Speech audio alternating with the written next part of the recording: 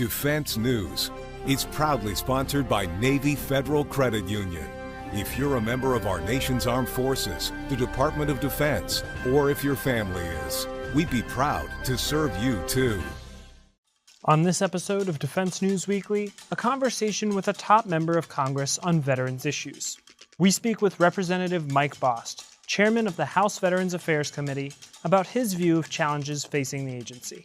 From pending cuts to staff and shifting budget numbers to priorities for providing care, Bost gives his view on what's next for the VA under a Republican administration.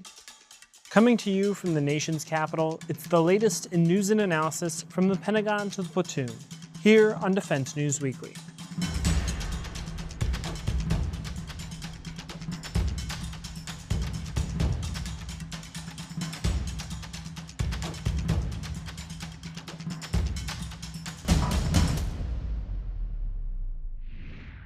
Here today with Chairman Mike Bost, the House Veterans Affairs Committee. Thank you so much for sitting down with us. Glad to be with you. Thank you. Wanted to start off by talking to you just generally about the state of the VA. I know you're working on a lot of different bills in the committee right now, and there's a lot of plans for ways to improve VA, ways to move more benefits, more access to folks. But where I guess I want to start with what is the need there? Where do you think VA is? Is it an institution that needs really massive reforms right now, or are we talking about just piecemeal improvements or small steps to make it more efficient for veterans? Yeah, let me just say this. What has happened in the VA, and this is the improvements that need to be. For some reason over the years, the VA has unfortunately shifted to the fact that many people believe that the VA was created for the VA. The VA has not been created for the VA. The VA is created for the veteran, to provide services for the veteran, and to do it for the quality of care that the veteran can receive or the benefits that the veteran must receive. Unfortunately, we've had an overgrowth of bureaucracy, and whenever the arguments come up, and no one wants change, that is the argument from the other side. We do want change. We want to make it better. We want to make it better for the veteran. We want to make it so that it actually is that our money that we spend is spent wisely to provide for the veteran, not just to grow bureaucracy. So you're going to hear some of the screaming back and forth of people because they're looking for items that say, oh, no, you can't do that. That's going to hurt the veteran. No, it's not. Our intent is to make it better for the veteran. So radical change? No, the services are still going to be provided. Is there going to be change so that not only the veterans receives better benefits, receives their benefits on time, receives quality health care, and receives it when and where they want it? That's what we want to see. So I guess the question becomes, is VA close to providing that now, or was VA close to providing that with the last administration? Because we were seeing the trust scores going up. We were saying, I think it was 92% of folks at the end of last year were saying that they had faith that VA could provide their benefits. We've heard from a lot of veterans groups, hey, we like what VA has, sure, it could be improved. But with Secretary Collins coming in, there has been more of a shift of those things aren't being provided, that the benefits aren't there. We really need to rethink things. Let's show some things that are not being provided by law. We actually intercepted communication from the former undersecretary that basically said on the Mission Act, whenever we're talking about community care, whatever you do, don't allow them to hit the easy button. That's a problem because Congress was very, very clear in the Mission Act, and that's why I have the ASS Act. If you remember, we started out as a Choice Act. That wasn't implemented correctly by the bureaucrats. Then we went to the Mission Act. Well, now the Mission Act has allowed for several of our VISNs to make clear decisions to slow walk the opportunity for our veterans to receive care in the community when maybe it's a longer drive or a further distance to the VA facility. Or they drag their feet and say, oh, it's going to be a couple months, but it'd be a couple months if you went out to in the community. So these type problems we must correct and must make sure that the law is being followed. Unfortunately, quite often with the bureaucrats at VA, we've discovered that they think law is suggestion. It's not a suggestion, it's the law. Congress has made a decision to put these things in place. and it's for the betterment of the veteran that we make those choices to put them in place. I think that's what you're going to see with this administration and Undersecretary Collins, because he has made the same statement that I made, which is the VA is not created for the bureaucrats, it's created for the service of the veteran. And he also said to the employees that if you're not here and have a passion to serve our veterans, move on down the road, because we want people in, all the way down to the front worker, that has the veterans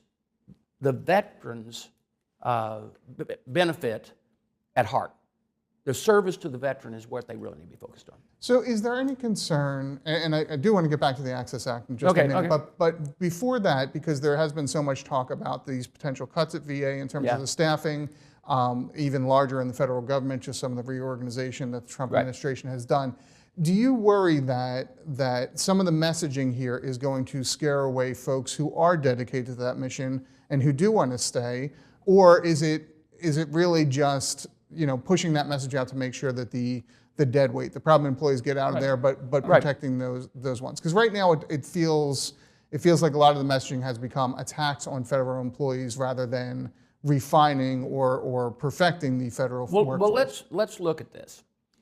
The people on the other side of the aisle want to use these as fear tactics. I've called them out on it over and over again, and it's the only thing they really have is to try to use fear tactics. The amount of people that have been let go at the VA is minimal. And I trust Secretary Collins that he has said that no one is going to lose their benefits. We're going to provide good quality care. What we're doing is we're realigning so that it can be done correctly, it can be done efficiently, and the best for the veteran. Now, let me tell you that there was that leaked memo, which was leaked by upper-level administrators in VA, was to bring them to the table, and they're in the early stages of any plan. The amount that was said in that memo is not the actual amount or what they're going to do.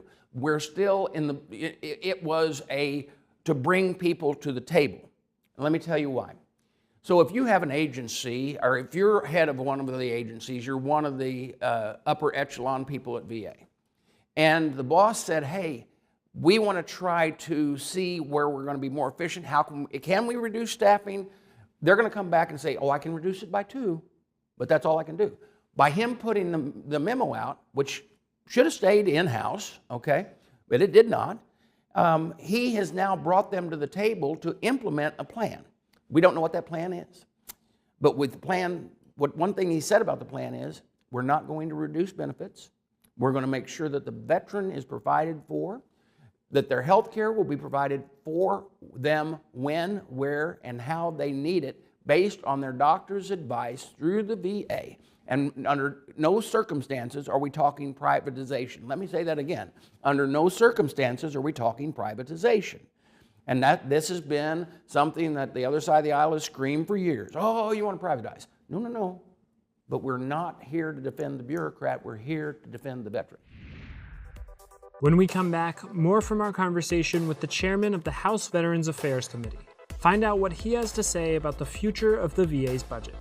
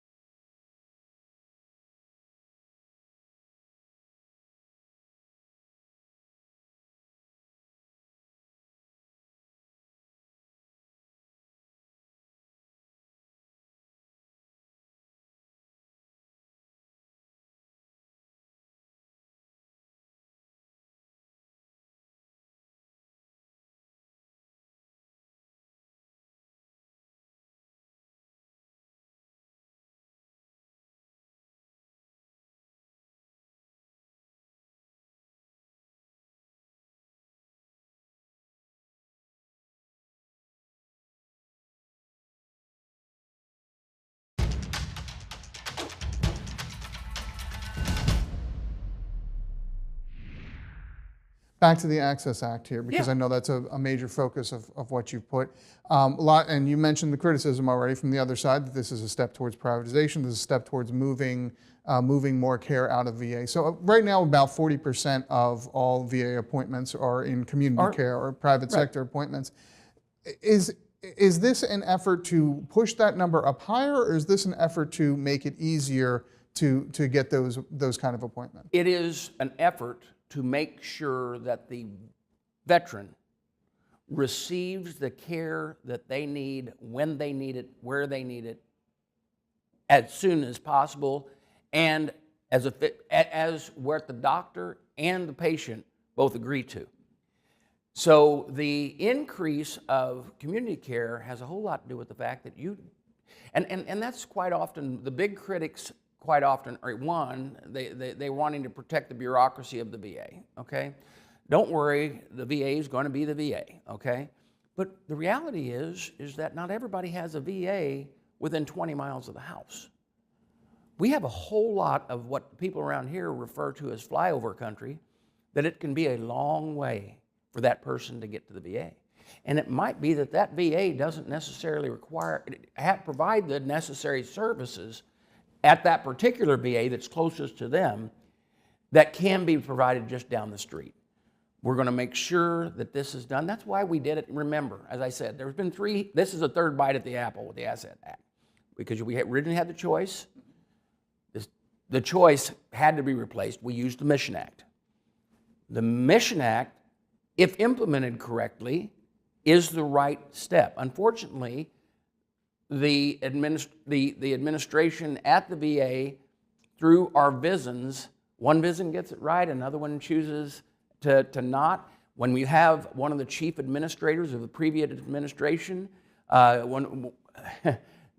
sends out emails that says, don't make it where you can press in the easy button. Mm-hmm.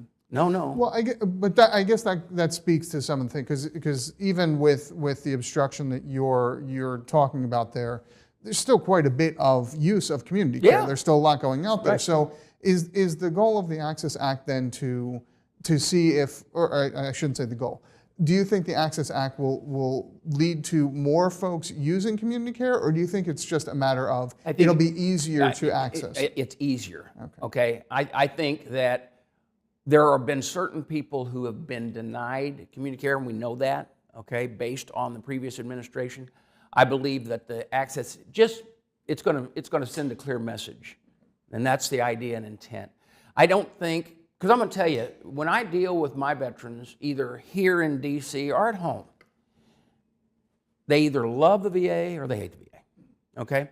And quite often, if it's a bad experience they've had at the VA, and it isn't always on the medical side. Sometimes it's on that, trying to get a GI Bill and it wasn't good, and it's all those other things.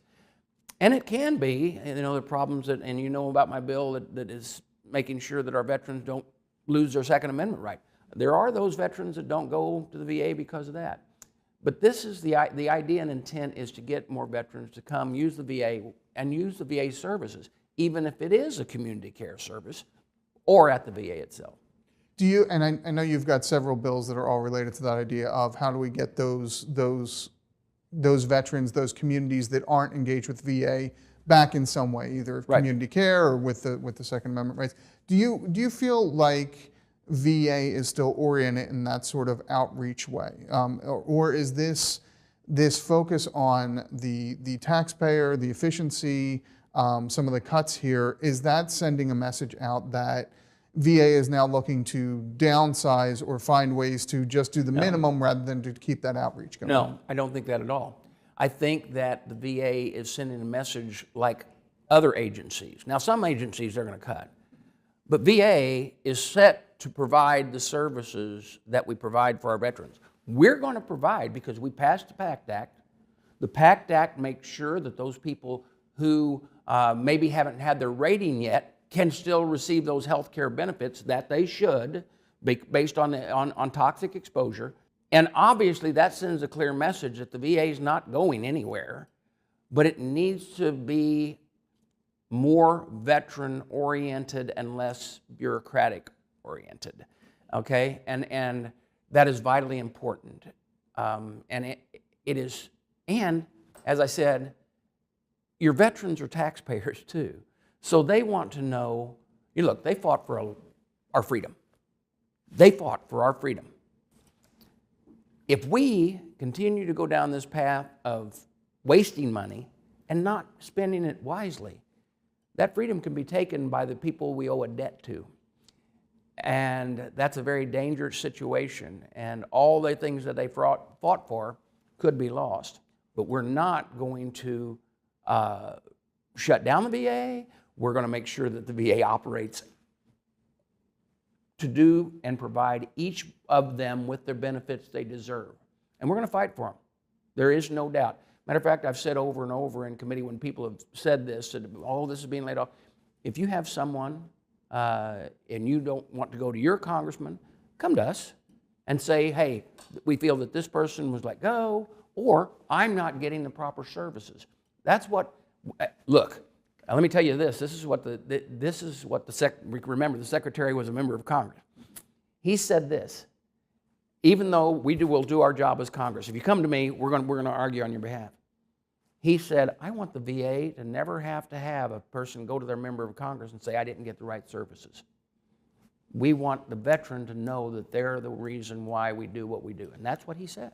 And so I think you're going to see it continue to be well. So along that line, you're the point person for veteran policy here for the Yep. Republicans who control the House.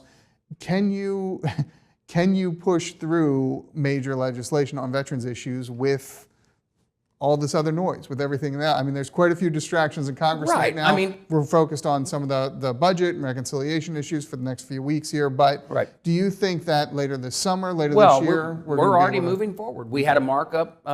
We've had several markups already. Mm-hmm. We actually have had. But that's your committee. Your committee has been working very hard. Once it's out of this committee, can you convince the folks in leadership to act on these? Sure. I mean, earlier, a week or so ago, we actually had the night on the floor where we moved several pieces of legislation. We're going to continue to do that because there's certain changes all the time that you realize, oh man, maybe we ought to do that better. Maybe we ought to do this better. If we had a law, do that. And it working in a bipartisan manner, we've been able to move several pieces of legislation, and we'll continue to do that.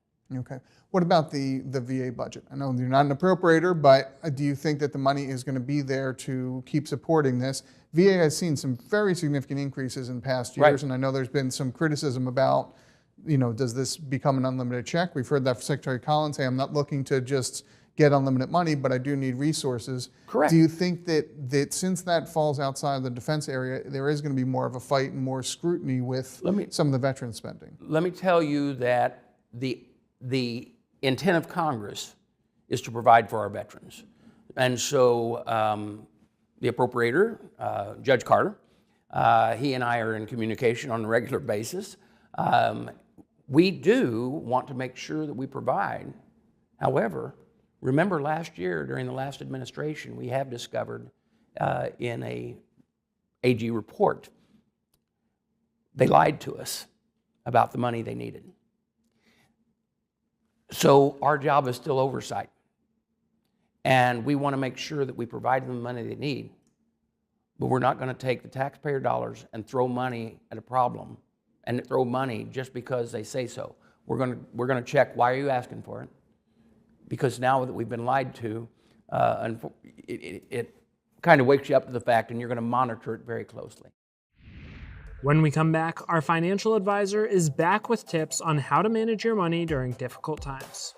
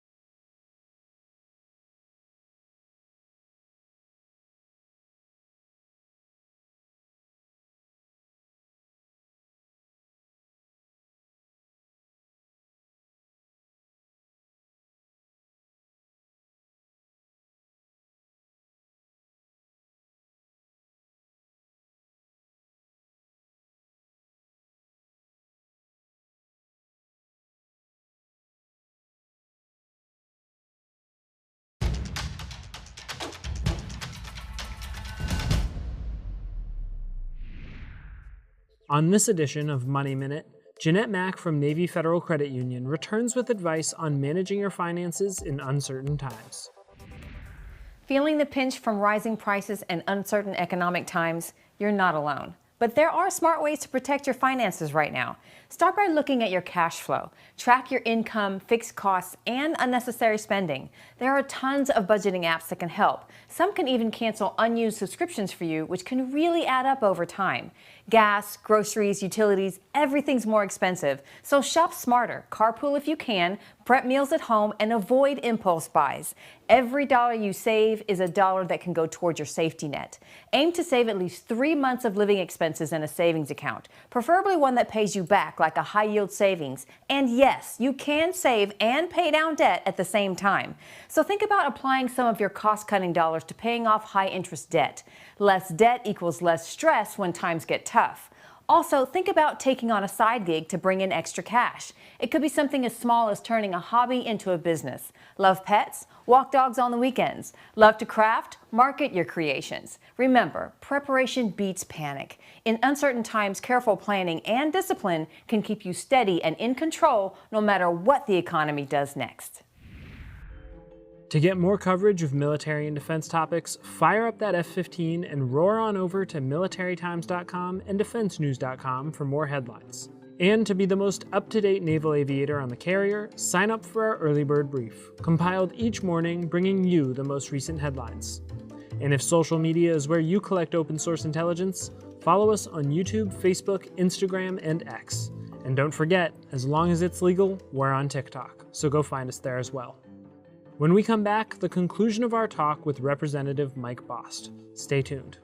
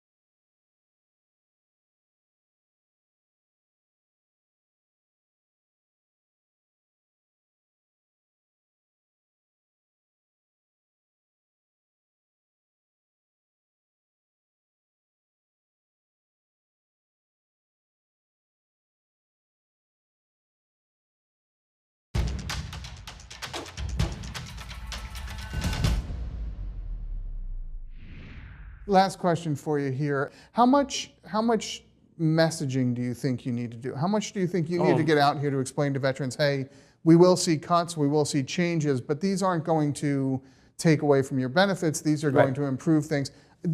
I know Secretary Collins has been putting that out there. I know some of the lawmakers up here have, but I don't know if it's been landing so far. Do you feel like there's a better way to express that, or do you feel like this is just going to be a constant battle, especially as Democrats are out there saying, hey, we think these cuts could be catastrophic? Right. So our committee, we hear it from them on every committee meeting. We explain what the truth is. We have given to all of our members of Congress that ask, we give them the exact layout for that. And I'm starting as well to do videos in response to a lot of these so that we can get that message out. But the sad thing is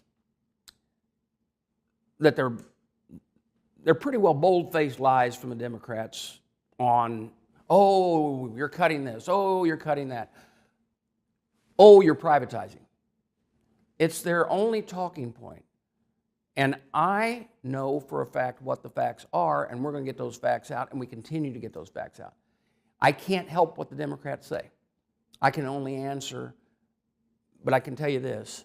The fact that they want to put fear in our veterans and use that as a tool when it's not true is probably the thing that hurts me most as a veteran. Is there any room for compromise, for coordination with them, or do you feel like this is just a broken relationship now? We have tried to compromise with them on certain issues. We've moved some of their bills. But if it's on a case where they want to stop community care, I'm not compromising on that, because it's about the veteran. It's not about the VA bureaucracy. If they want to say, we're going to continue to spend money and take over home loans and go into what is not our job, rather than just securing the loan at a low interest rate, all of a sudden taking bagged loans and endangering those loans in the future for other veterans that are coming in the future, now that's not a compromise. We're not going to compromise there. We're not going to compromise on the quality and service that we're providing for our veterans, just so that they can have a talking point. So we'll work with them where we can. That's how this place works. And we'll try to not go down the partisan road unless they drive us down there. Chairman, thank you so much for the time. Thank I you for appreciate having it. Well, that's all we have time for in this episode. Thanks for joining us, and we'll see you next week.